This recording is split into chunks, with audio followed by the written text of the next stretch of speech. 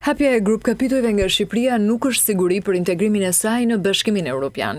Ambasadori i BE-s në Tiranë, Silvio Gonzato, kujtoi edhe një herë se vendi duhet të plotësojë të gjitha reformat e kërkuara dhe më pas të arrijë edhe të mbyllë grup kapitujt me cilësi, që në fakt është edhe testi më i vështirë dhe më i rëndësishëm i procesit. Por edhe pse çelja e tyre është një arritje e qartë që është përftuar me një shpejtësi të jashtëzakonshme, patjetër do të jetë vendimtare dhe do të jetë më e vështirë, pasi mbyllja e kapitujve të negociatave është qartësisht më e vështirë se sa çelja e tyre.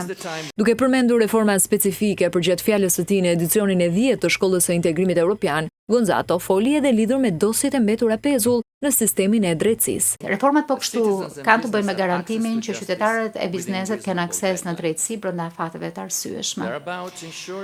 E po kështu kanë të bëjnë me garantimin që të drejtat e qytetarëve e bizneseve të ruhen pavarësisht sfondit, profilit të tyre, etnisë dhe seksit. E kanë të bëjnë me sigurimin që të drejtat e pronësisë të respektohen, që ushqimin që qytetarët hanë të jetë i shëndetshëm, që ajri që thithjen e ujë që pinë janë të pastër e shumë më tepër.